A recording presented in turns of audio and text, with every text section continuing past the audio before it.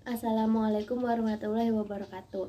Saya Ade Husnu Nadia, mahasiswi jurusan Bahasa Indonesia semester 6, kelas C.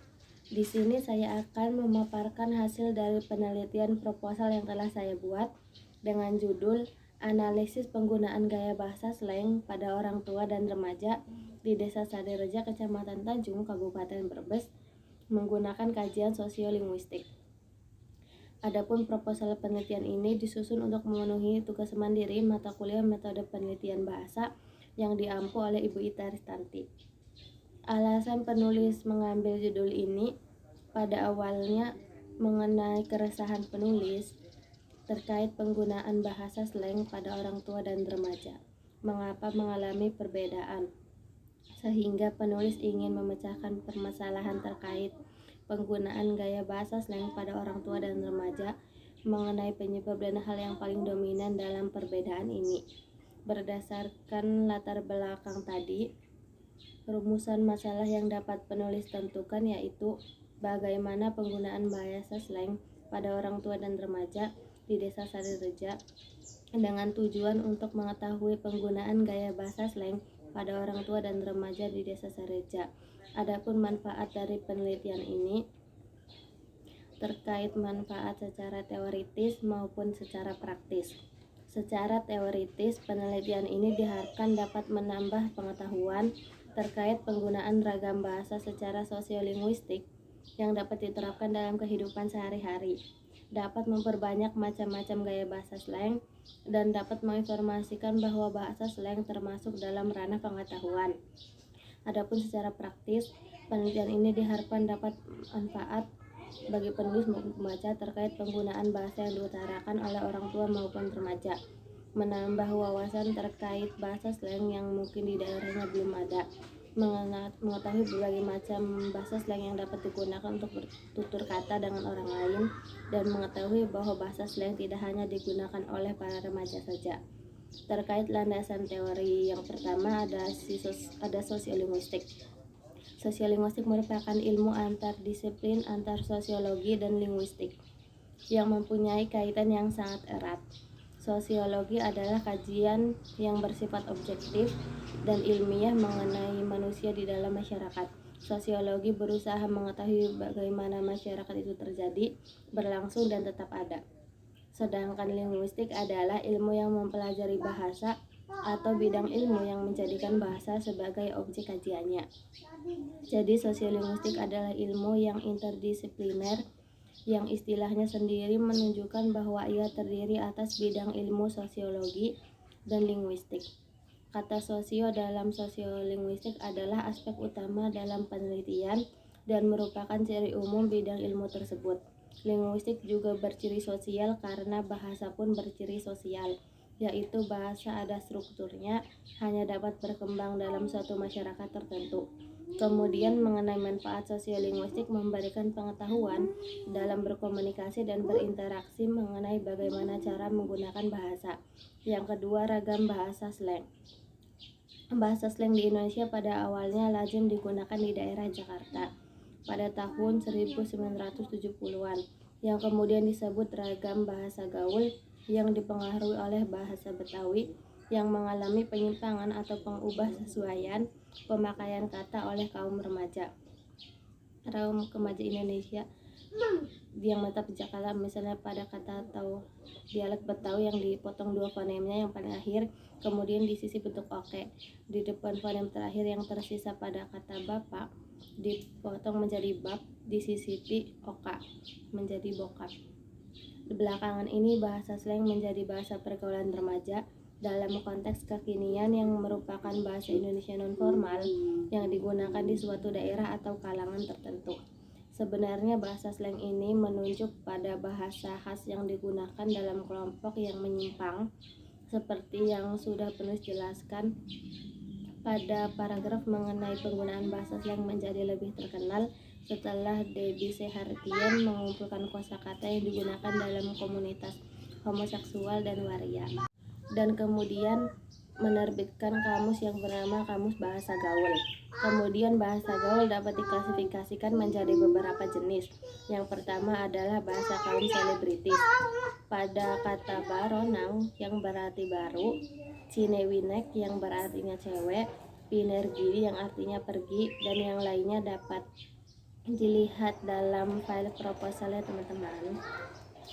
Kemudian ada bahasa gay, jinakinep yang artinya cakep, duta yang artinya duit, kamek yang artinya makan, dan lainnya.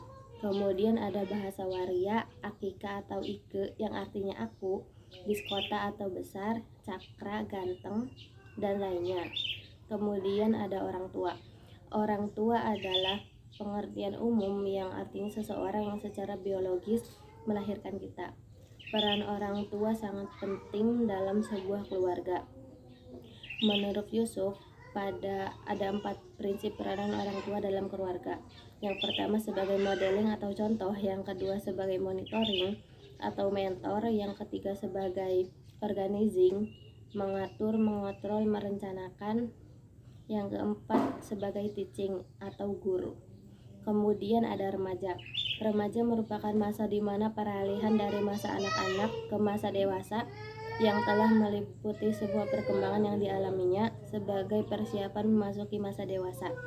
Masa remaja berlangsung dari usia 12 sampai 21 tahun dengan pembagian masa remaja awal umur 12 sampai 15 tahun, masa remaja pertengahan umur 15 sampai 18 tahun, dan masa remaja terakhir umur 18 sampai 21 tahun.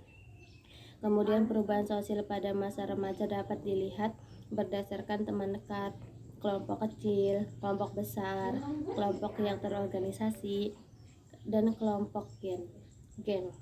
Kemudian mengenai penelitian yang relevan.